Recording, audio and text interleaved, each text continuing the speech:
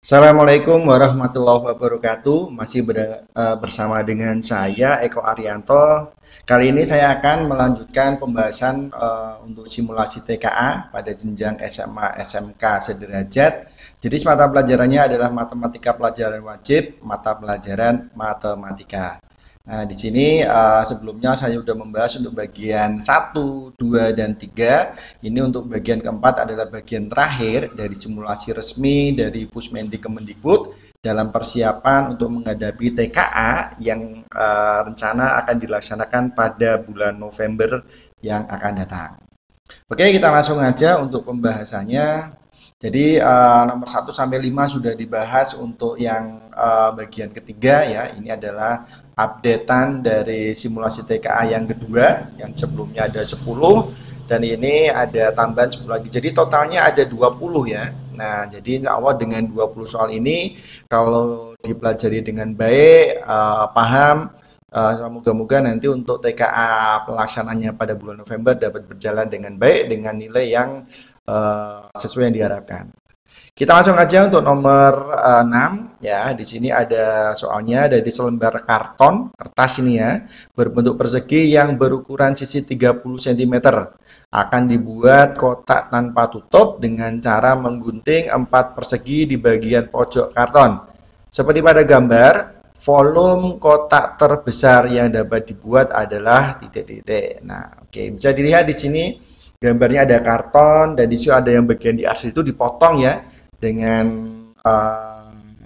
panjangnya itu adalah sebesar X. Nah, bisa dilihat. Nah, di situ. Dari kartonnya yang tadinya ukurannya 30 kali 30 cm ya karena persegi, dipotong pada pojok-pojoknya sepanjang X cm. Nah, maka bisa didapat karena di sini potong dengan X akhirnya akan terkurang 2X ya, sehingga panjangnya untuk sisinya nanti adalah 30 kurangi 2X, baik sisi kanan, kiri, depan maupun yang samping, karena ini adalah persegi. Nah, untuk yang ditanyakan adalah volume kotak terbesarnya, jadi maksimumnya ya, maka kita harus ingat volume dari bangun ini nanti akan berbentuk balok ya, karena nanti bukan balok malahan. Oh ya, balok-balok karena tingginya kan tidak sama dengan itunya ya, lebar sama panjangnya. Tingginya nanti X ya, panjang sama lebarnya itu yang sama nanti. Kita coba bahas di sini. Jadi kurang lebihnya seperti ini nanti baloknya ya. Jadi nanti panjangnya adalah 30 min 2x, lebarnya 30 min 2x, tingginya adalah x. Tetapi ingat, di sini tanpa tutup. Nah, di sini tidak masalah karena yang ditanyakan adalah volume, ada maupun tidak tutupnya nanti volumenya akan sama. Nah, di sini masih ingat yang namanya volume dari balok itu adalah panjang kali lebar kali tinggi. Nah, di sini bisa dilihat ukuran panjangnya didapatnya adalah ini ya, 3 lumen 2x adalah yang ini nih. Nah, ini ya. Lebarnya adalah yang ini 30 min 2x juga sama ya, dan tingginya adalah x. Nah, di sini ya. Sehingga di sini panjangnya 30 kurangi 2x kali lebarnya 30 min 2x kali tingginya adalah x. Nah, di sini tinggal dikalikan ya. Nah, sehingga diperoleh 4x pangkat 3 kurangi 220x kuadrat tambah dengan 900x. Hati-hati dalam mengalihkan ini ya. Kalau umpamanya di sini saja udah nggak teliti ya nanti otomatis akan salah ya. Sekali lagi, matematika bukan masalah pinter, cepat dan sebagainya. Yang paling penting adalah ketelitian dan kehati-hatian. Salah dikit otomatis hasil akhirnya akan salah. Nah, next. Sekarang kita telah peroleh volumenya adalah 4x pangkat 3 min 120x kuadrat tambah 900x.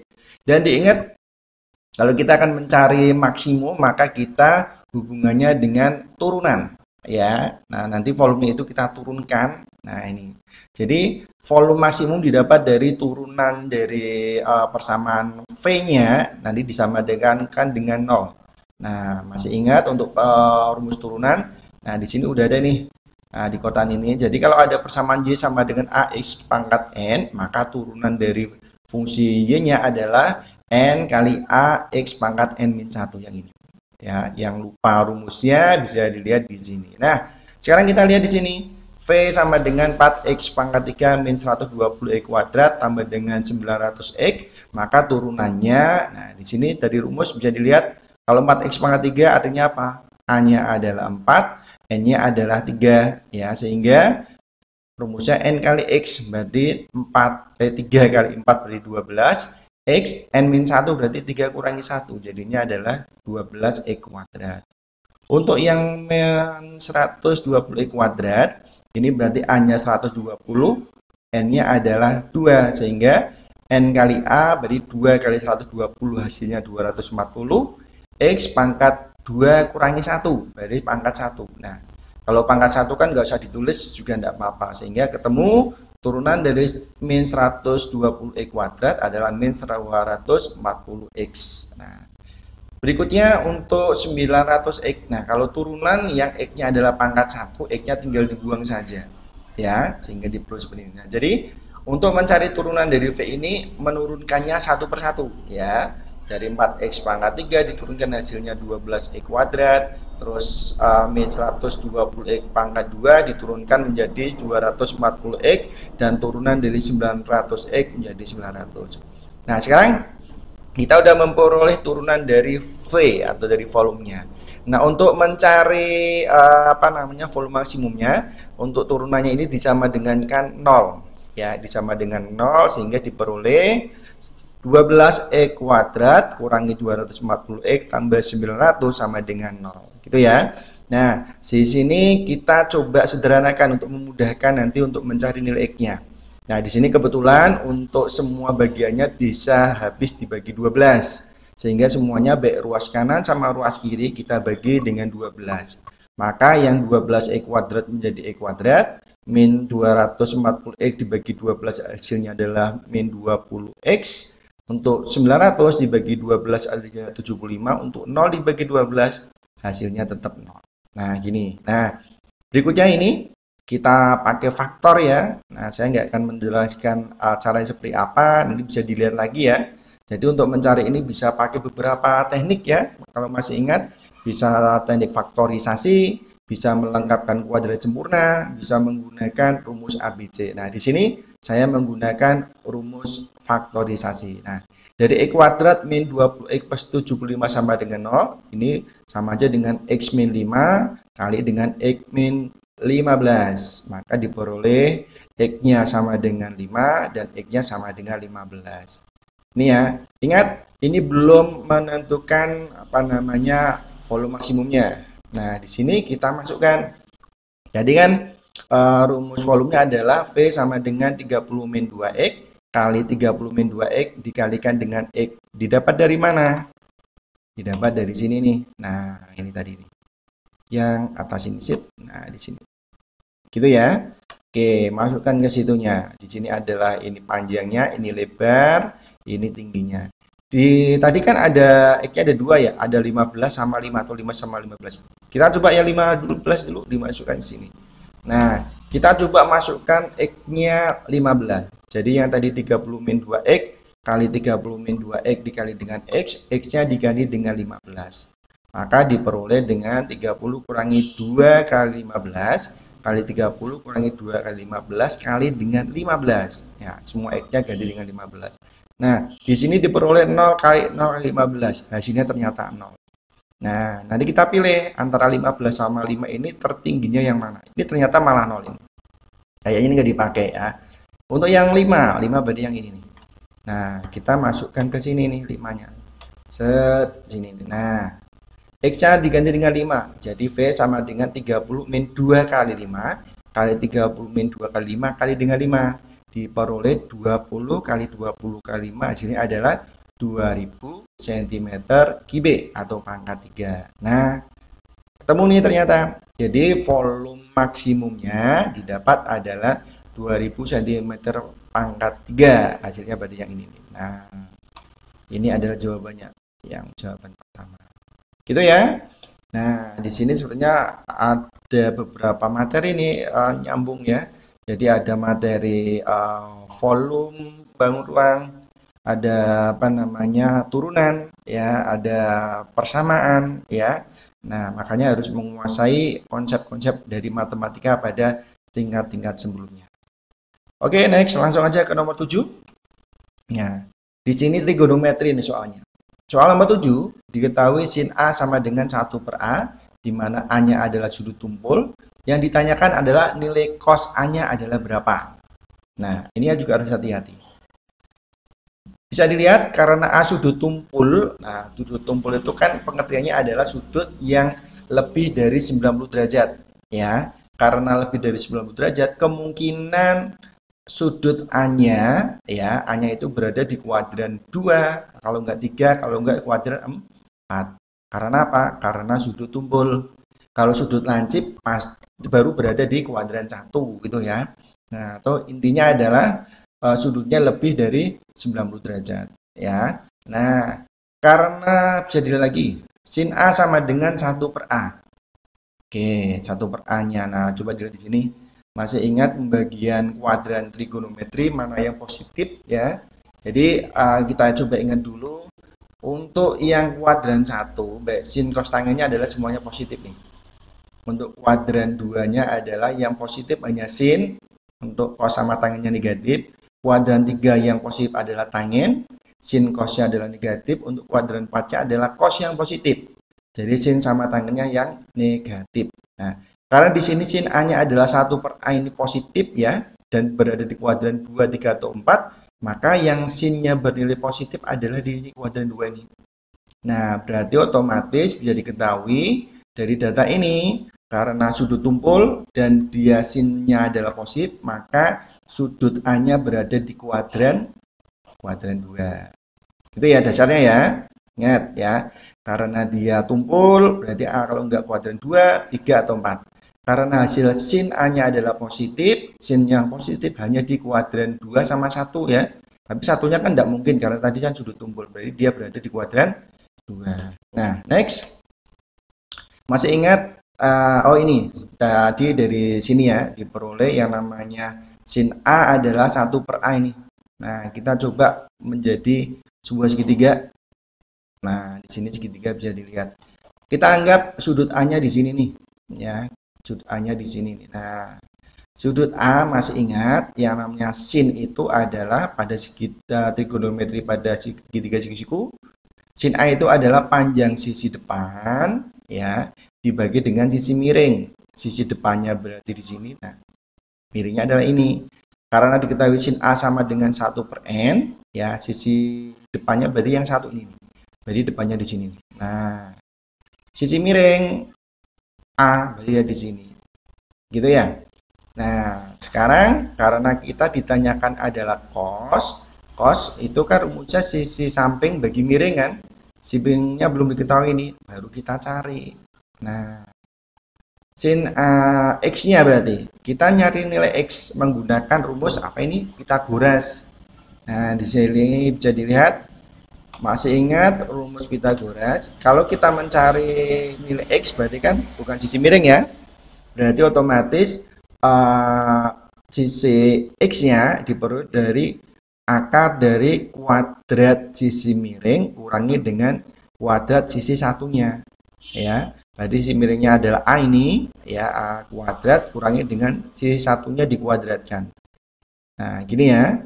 Oke, berarti sama dengan A kuadrat min 1 kuadrat. Maka diperolehnya A kuadrat kurangi 1. Karena 1 kuadrat adalah 1. Ketemu nih. X-nya adalah akar dari A kuadrat min X. Tinggal kita masukkan. Jadi pertanyaannya kan apa? Jadi dia berada di kuadran 2. Nah, kalau kuadran kedua berarti nilai cosnya apa? Cosnya positif, negatif ya. Karena yang positif banyak sin. Cos sama tangennya negatif di sini. Karena di kuadran 2 mana maka nilai cosnya adalah negatif. Dan cos alfa itu masih ingat rumusnya panjang sisi samping dibagi dengan panjang sisi miring. Dan di sini pada segitiga itu cos A, maka sisi sampingnya adalah yang ini. Nah, sampingnya adalah akar A kuadrat min 1.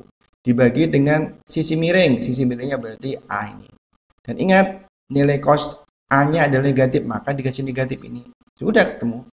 Jadi nilai cos A-nya adalah negatif dari akar A kuadrat min 1 dibagi dengan A.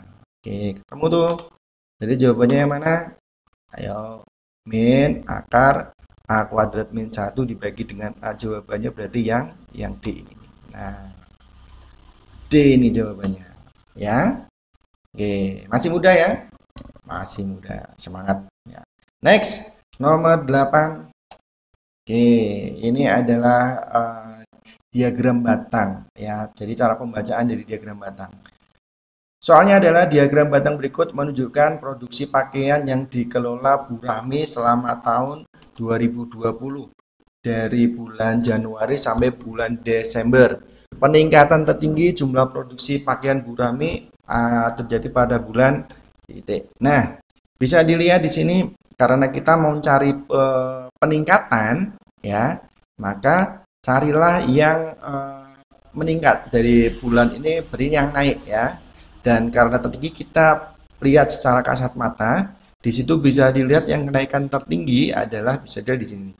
Nah, di sini nih ya. Dari kenaikan bulan Mei ke Juni ya, atau kenaikan bulan Juni ini tinggi, kita lihat Juli juga tinggi dan November juga tinggi. Nah, kepastian naiknya berapa, kita tinggal dikurangi aja antara yang pada bulan itu dengan sebelumnya. Kita cek dulu. Nah, pada bulan yang pertama, kenaikan bulan Juni, jadi kita kurangi dari ini 81 dikurangi dengan 18 nih, berarti kenaikan bulan Juni. 81 kurangi 18 ketemunya 63. Nah, berikutnya untuk kenaikan bulan Juli, maka caranya dari gimana? Ini 133 dikurangi dengan 81. Nah, ini sebelumnya. Ketemunya 52. Dan dilihat yang satu lagi, kenaikan bulan November, berarti 153 dikurangi dengan 87. Ketemunya adalah 66. Nah, ya udah tinggal dibandingkan. Karena tertinggi, dicek tertingginya di antara ketiga ini ternyata ini. Ya, ternyata 66 ini tertinggi. Kalau 66 ya udah, berarti dia kenaikan tertingginya pada bulan November. November yang mana? Ya, yang ini. Bulan November ini. Ya. Jadi pada nomor 8 ini dari data diagram batang kenaikan tertinggi ada pada bulan November yaitu kenaikannya sebesar 66. Gitu ya. Next kita lanjut ke nomor 9.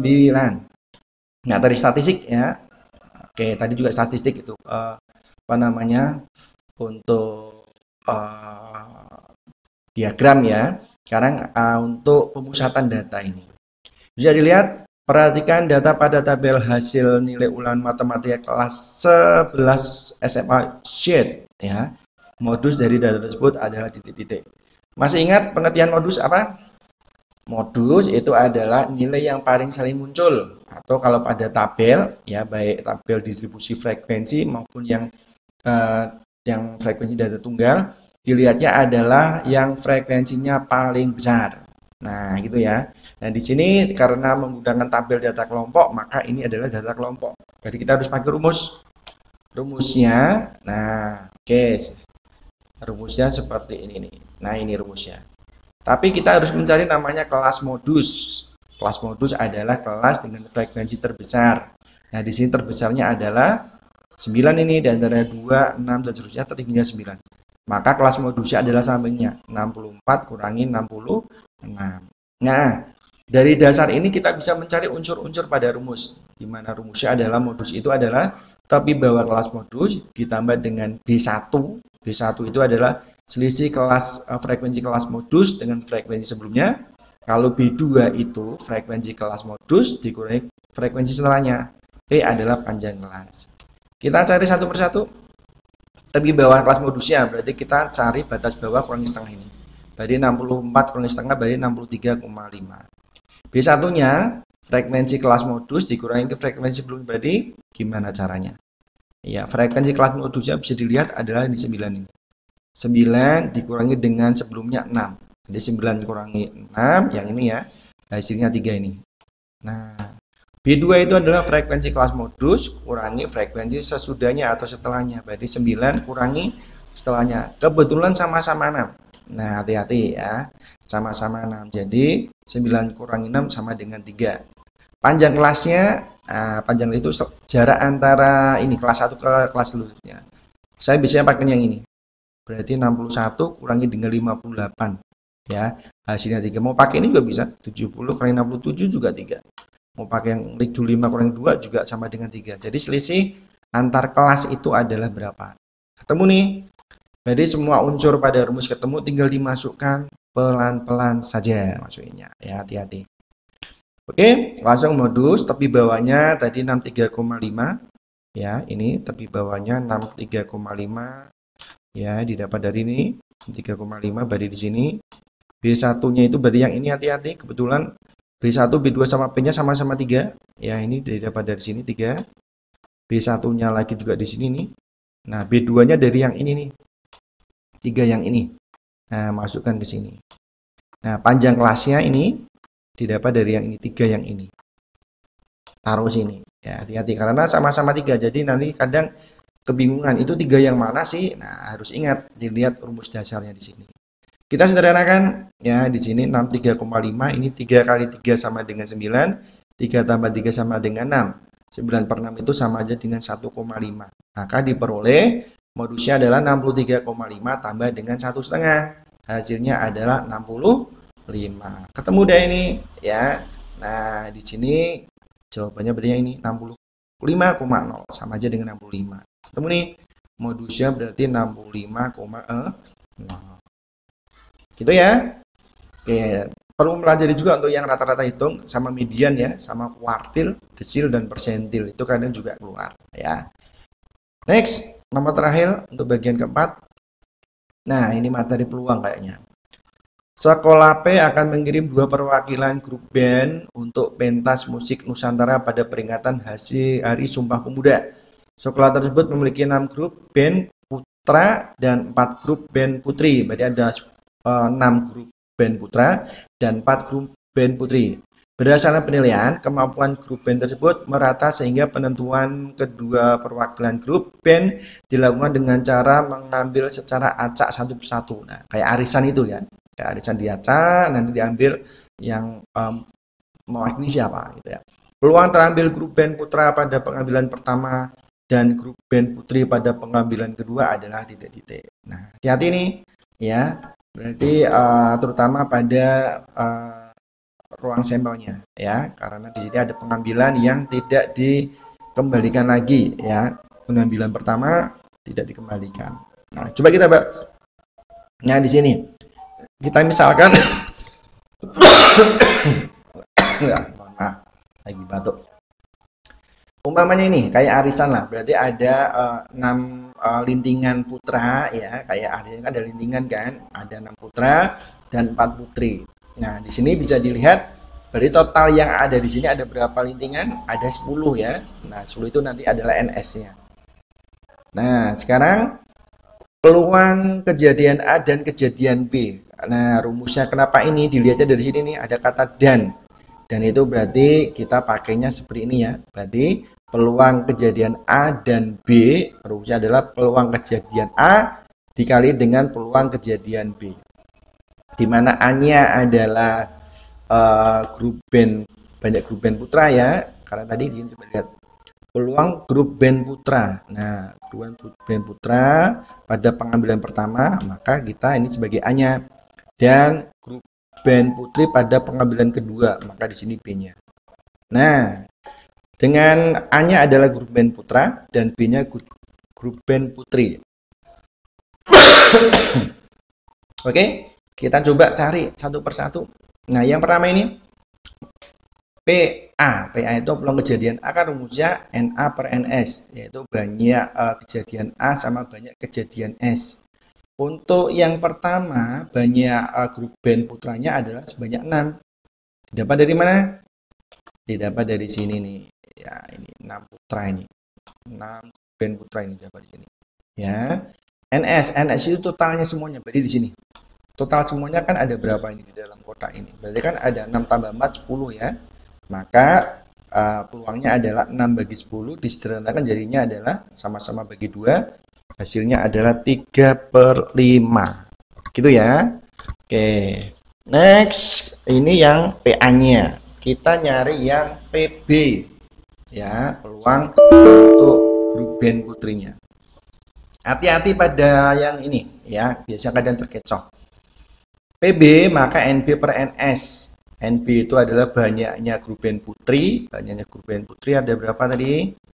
Nah, lihatnya di sini nih. Nah, banyaknya grup band putri ini, ya putri ini ada 4 ini. Berarti NB-nya 4. Nah, NS-nya ini. Tadi kan dari 10 ini sudah diambil satu untuk putra kan? Nah, otomatis putranya enggak 6 lagi nih. Tapi totalnya ada berapa? Ada 5. Gitu maksudnya. Nah, ya. Oke, jadi otomatis totalnya sekarang ada berapa? Ada 9, ya. Nah, 10 kurangi 1 atau nggak harus ini ya. Jadi 10 udah terambil 1 tinggal 9. Nah, 10 kurangi 1 ini. Jadi 4 per 9. Jadi ini nggak bisa disederhanakan ya. Nah, kalau PA-nya sudah ketemu 3 per 5, PB-nya adalah 4 per 9, maka kita bisa masukkan saja. Nah, tadi rumusnya kan ini nih. Jadi peluang kejadian A dan B rumusnya adalah ini. Ya, nah ini saya tulis ulang nih di sini. Set di sini. Jadi PA-nya adalah 3 per 5, PB-nya 4 per 9, tinggal kalikan 3 kali 4. Nah, 3 kali 4 kok 4? Nah, ini sederhanakan dulu. Nah, biar apa? Hitungannya nggak gede-gede. Ini bagi 3 berarti 1. 9 bagi 3 berarti 3. 1 kali 4 sama dengan 4. 5 kali 3 sama dengan 15. Ketemu deh ini. Jadi peluang untuk yang mewakilinya ya, untuk yang pengambilan pertama untuk band putra dan grup putri pada bulan kedua adalah 4 per 15. Yang mana tuh? Jawabannya berarti yang C. Nah, udah ketemu semuanya ya. Oke, jadi untuk yang bagian keempat ya, bagian terakhir ini ya, bagian terakhir untuk simulasi TK Pusmendik yang totalnya ada 20 ya. 20 tapi keluarnya bertahap. Yang dulu tahap pertamanya keluar 10 ya.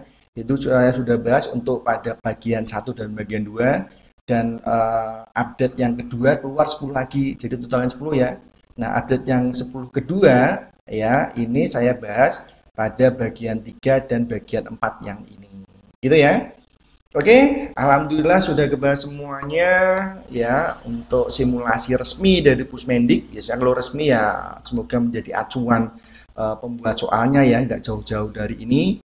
Jadi saran saya silakan dikuasai dengan baik ya, untuk tipe-tipe ini. Biasanya nggak jauh dari ini sih kalau mengeluarkan simulasi ini ya. Oke, mungkin gitu aja ya dari saya. Alhamdulillah sudah kebahas semuanya untuk simulasi resminya sebanyak 20 soal ya. Semoga ini bermanfaat dan silakan diulang-ulang terus untuk belajarnya.